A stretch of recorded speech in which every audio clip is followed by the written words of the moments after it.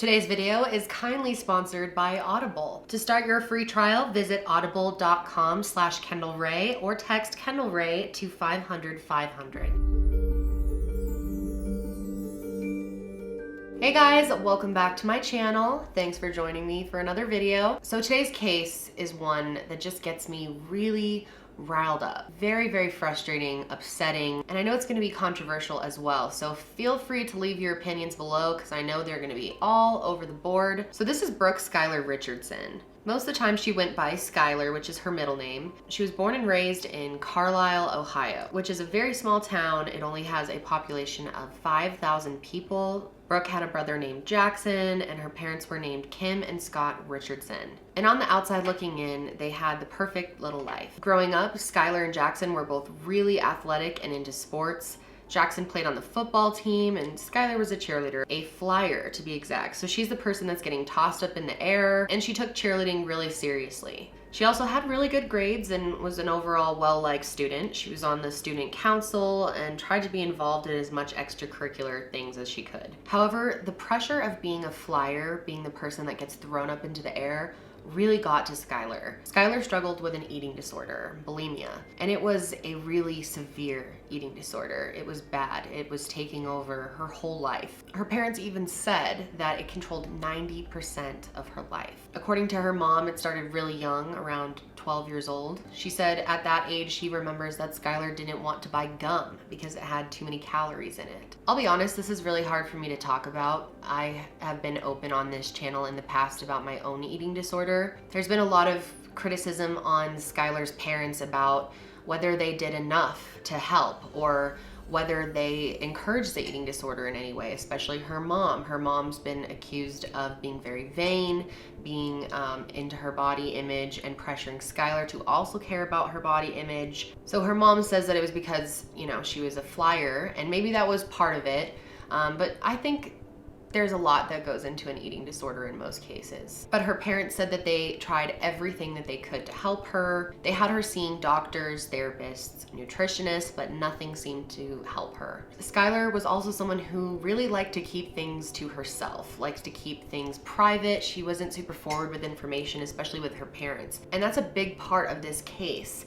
Skylar doesn't seem to feel comfortable going to her parents. Eventually, Skylar was diagnosed with body dysmorphia, and she was in a really dark place when it came to her body. So in July of 2016, Skylar started dating one of her friend's cousins, and I believe his name was Trey. They dated for a brief period of time, nothing too serious, and eventually they ended the relationship. And going into 2017, Skylar had a new boyfriend. He was a junior at her high school, and his name was Brandon. Now, Skylar really liked Brandon, and their relationship was the most serious relationship she had yet. Her parents really liked him, and they thought he was a good influence on her. And during this time, Skylar seemed very, very happy to them. She seemed at the best place mentally that she had been in a really long time. And she was also gaining some weight, and her parents were really happy about that. They thought that, maybe Skylar is gaining weight because she's happy, because she's in a healthy relationship, and they thought maybe the eating disorder was under control. So that spring, her and her family go on a beach vacation. Her parents thought she looked happy and healthy. There's a picture of her taken at this time. They were very pleased with where she was at in life and thought that she was headed towards being a healthier, happier person. So as things were getting more serious with Brandon, her mom thought maybe Skylar should get on some birth control. Skylar agreed, and they went to the OBGYN on April 26, 2017. When they got there, her mom waited in the waiting room. Skylar went in, but when she came out, it was clear that she had been crying. Her mom was worried, obviously, but Skylar told her that it was just because it was her first gynecologist appointment and she was nervous and it can be intimidating, which is somewhat believable. However, this was not the real reason she was crying. When she was in the doctor's office, Skylar was told that she would be giving birth in about 10 weeks. This is what she was told at the time. However, they actually didn't know how far along she was because they weren't able to figure out when the baby was exactly conceived. They were actually off by quite a bit, and she was already 36 weeks at that time. So she was very close to giving birth. While she was in there, she, cried. She was very upset. She talked with the doctor about it, and they offered to give her some prenatal care, and she didn't want any of that yet. She instead asked the doctor for that birth control prescription because she said that her mom would be upset if she came out of the appointment and didn't have it, because that was their whole reason for coming there. So the doctor made the decision, and I really think this is a bad idea and a bad example, but this doctor thought it was a good idea to give her the birth control prescription anyway, even though she's pregnant. And she could take that birth control and it could affect the pregnancy. At this point, Skylar was 18, so it's not like they could tell her mom. There's confidentiality. But they gave her the birth control as long as she agreed that she would come back to get prenatal care very soon. So Skylar goes home with this information, knowing that she's close to giving birth. And just a few days after she found out, she went to prom with Brandon and wore a very skin-tight red dress that she actually picked out in February. Meanwhile, at this point, Skylar was 8 months pregnant. She went to prom, 8 months pregnant.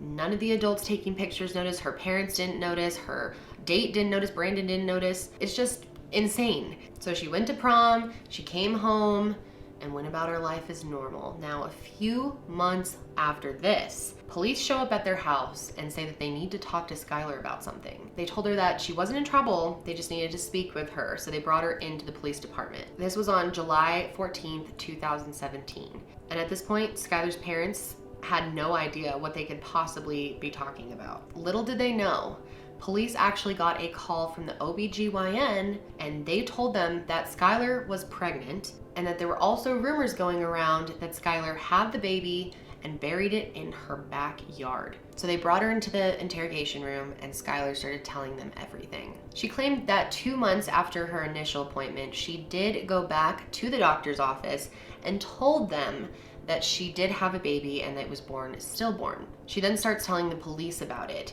She says that on May 7th, 2017, she did give birth to a baby girl and she was born stillborn. She claimed that she started having labor pains pretty early in the day but didn't tell anyone and gave birth to the baby that night in the bathroom of her house. Meanwhile, her brother's room was right next to her. She said that the baby wasn't breathing when it was born and that she checked, but there was no heartbeat. She said that she tried everything that she could to help save the baby, but nothing worked. She says that after this, she went out into her backyard, dug a small grave, and by herself buried her newborn, stillborn baby. In the interrogation room, she mentioned several times that she did not kill the baby, that the baby was born stillborn. Now this becomes the biggest part of this case. Was the baby born alive or not? So after about an hour of questioning, I mean, Skylar didn't take long for her to break it all down for them. They tell her parents that your daughter had a baby,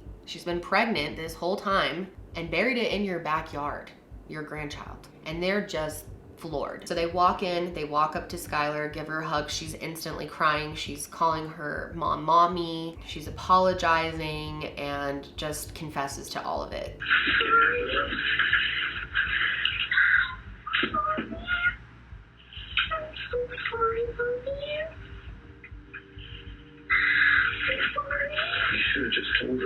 She told her parents that she named her baby Annabelle and that it was the boyfriend before Brandon, Trey, the friend's cousin that she kind of briefly saw.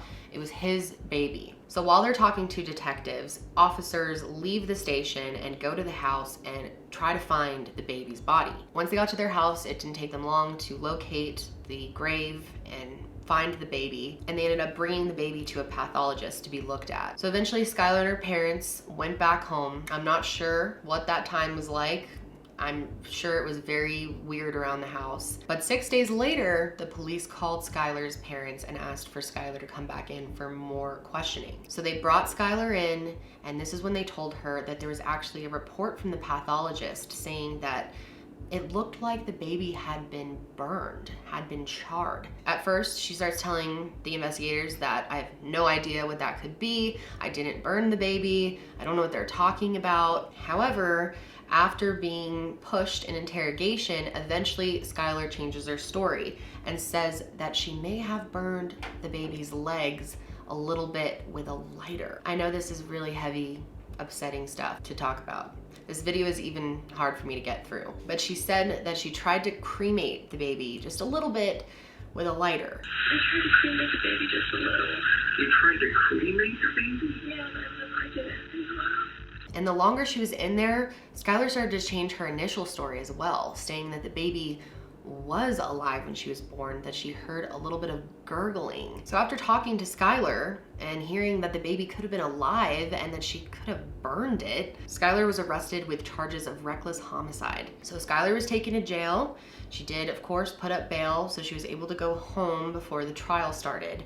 Out on bond tonight, the 18-year-old Carlisle mother accused of killing, burning, and burying her newborn baby is now out of jail while she awaits trial. The prosecutor's office had asked for a $1 million bond, as is standard in cases like this, but Judge Donald Otis said because the family had been cooperative throughout this entire process, the bond be set at $50,000.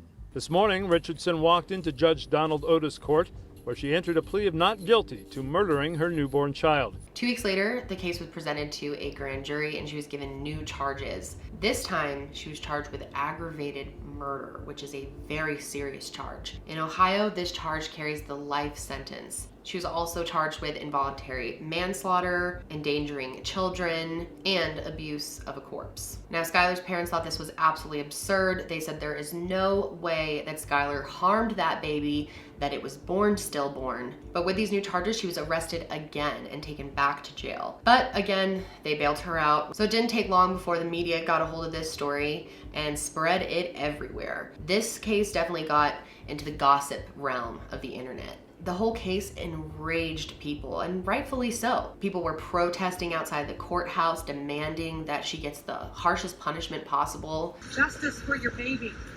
Where are your baby's voice? People would even stand outside their house and protest. It was a really intense time. But as time went on, another pathology report came out, and this time it said something completely different. It said the initial report was wrong, and there was actually no burning on the baby whatsoever. There was no sign of it being burned. And this becomes a big part of Skylar's defense.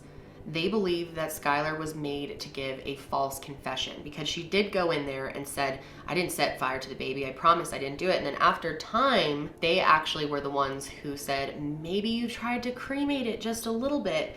And eventually she said, yes, I did, with a lighter, blah, blah, blah. And then the whole thing about the baby gurgling, hearing the gurgle out of its mouth, that was actually suggested by one of the detectives as well. He said, you know, maybe you just heard a gurgle, and she went along with that. Now, whether or not she's telling the truth is up for debate. I don't know. But the defense was able to argue that she possibly was made to give a false confession, especially with this evidence coming out that shows the baby was not burned. She was telling the truth initially, and the whole thing about the lighter isn't real. So that definitely makes you question the authenticity of her entire interrogation. But the prosecution did not change their stance on this. They stuck to the charges and said that Skylar admitted to burning the baby in the interrogation room. Whether the DNA evidence or the autopsy shows that, they didn't care. So Skylar was placed on house arrest during this time. She said that she spent a lot of time reading books. Skylar had plans to go to college at the University of Cincinnati, but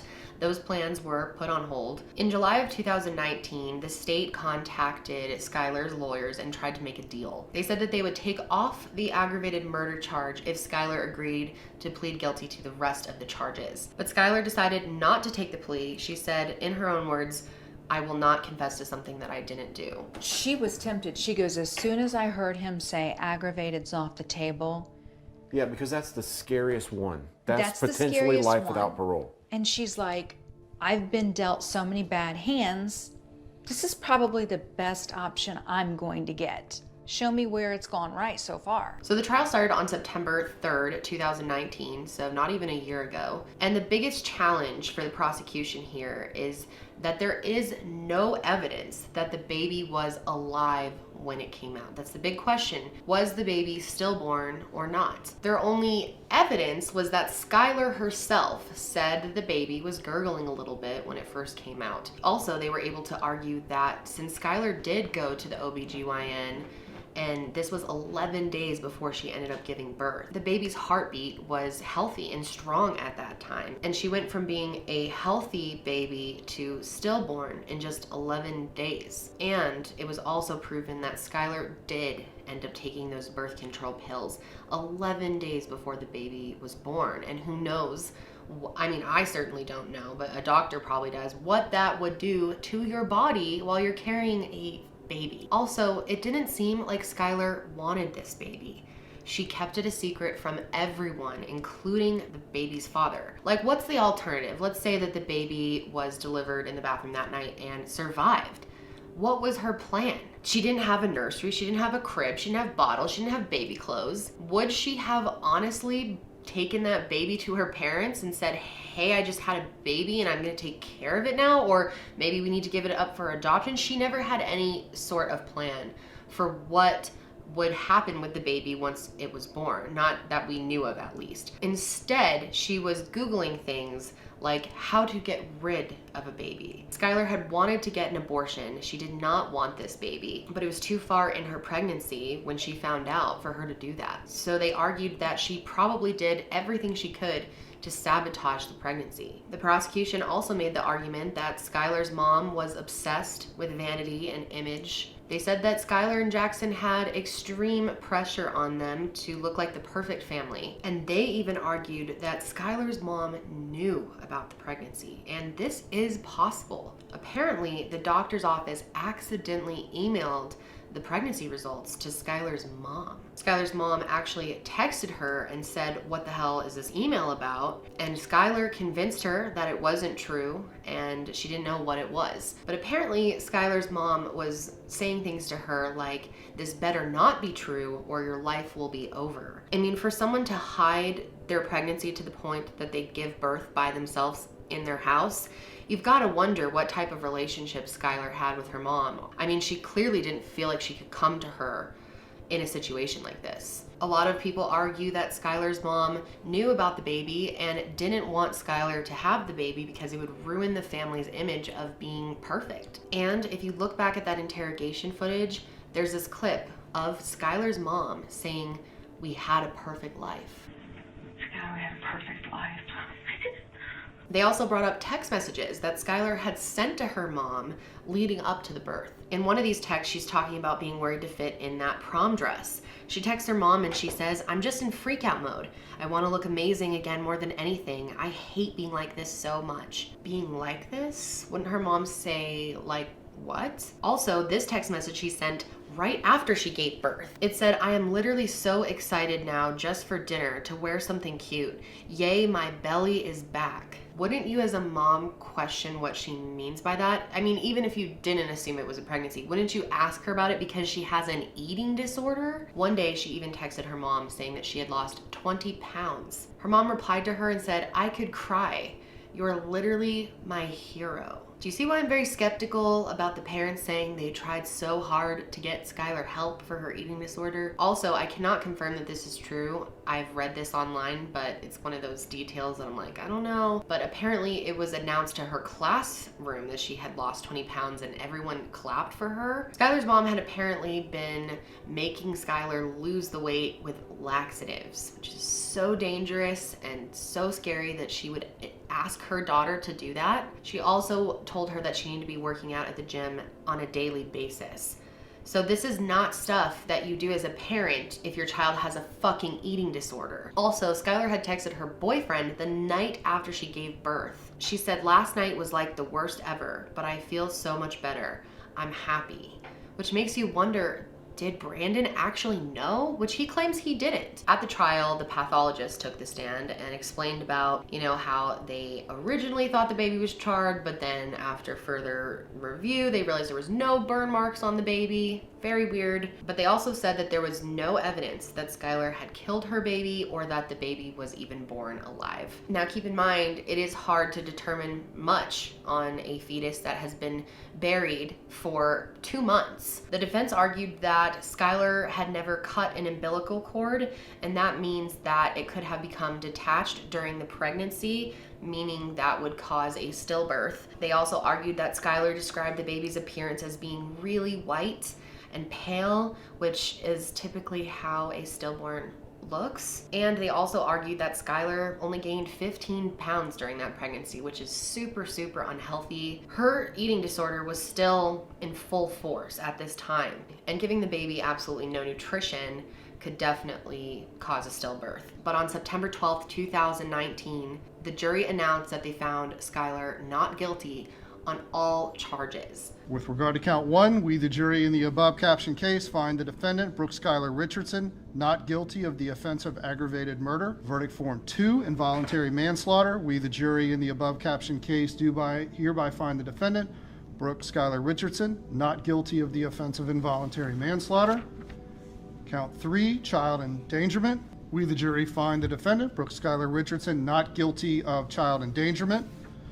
Verdict form number 4, we, the jury in the above captioned case, find the defendant, Brooke Skylar Richardson, guilty of the offense of abuse of a corpse. But because Skylar did bury the baby, she was convicted of gross abuse of a corpse. And that is a felony charge and carries up to about a year in prison. But we all know that she's probably not going to get that. The next day, Skylar was brought in for her sentence on the corpse abuse charge. And this is when she was given 3 years of probation.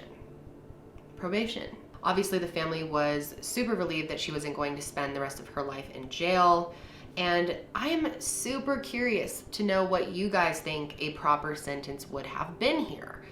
I don't think she should have gotten a life sentence. I don't even know if I think that the baby was born alive. I mean, there is a lot of evidence that the baby was born stillborn. There also was clearly inappropriate interrogation being used. So I think it'd be very hard to convict her. But I do feel like 3 years of probation is just not enough. I feel like that sends a really bad message out to other people. But I also understand that when you're young, your brain isn't fully developed enough to make rational decisions around things like this. And also, I know what an eating disorder does to someone, and it makes your thinking just so jumbled and irrational. I think Skylar needs a lot of help. I hope they're getting her the help that she needs. What often gets overlooked, Ms. Richardson, is just how precious life is. Your life, Annabelle's life is precious. Richardson's father asked the judge to let his daughter come home as soon as possible so they could help her address an eating disorder and take care of her health. They did say that they put her in an eating disorder program, and I hope, they follow through with what they learn while she's in that. Their family put up a little angel statue in the backyard where Annabelle was buried. Her parents say they still go out and sit there a lot and mourn her death. For a while, they didn't have the baby's body, obviously, because it was being looked at, but eventually it was returned to them. Skylar does have some consequences here, though.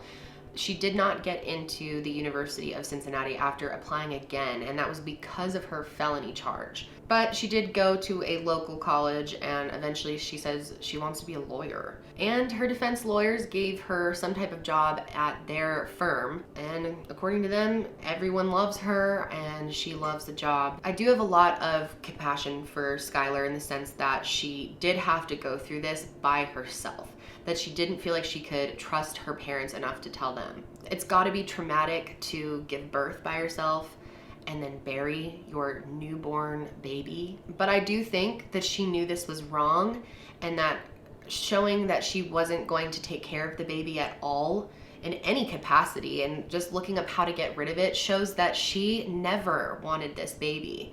I can sometimes be selfish, but I would like to think that I've become better in the knowledge that I've upset everyone and hurt so many people with what I've done, and I'm forever sorry, and I'm so sorry. I just feel like someone should have been held a little more accountable. But I want to know what you guys think. I'm open to hearing your thoughts. But before I go, let me tell you a little bit about our sponsor for today, Audible. You guys know I love Audible. I've been talking about it for a long time on my channel. As a dyslexic person who hates reading, I love the experience of using Audible and audiobooks. Every month, members get 1 credit to pick any title, 2 Audible originals from a monthly selection of original content that's exclusive to Audible, and even guided meditation programs, which is really cool. Also, because it's Pride Month, I want to tell you about Audible Pride. Today, I want to recommend No Ashes in the Fire, Coming of Age, Black and Free in America. This is a memoir that's written by Darnell L. Moore, and it's a pretty intense story. When he was younger, 3 boys from his neighborhood tried to set him on fire, and the memoir is a story of survival. So to start your trial with Audible, go to Audible audible.com/KendallRae or text Kendall Rae to 500-500.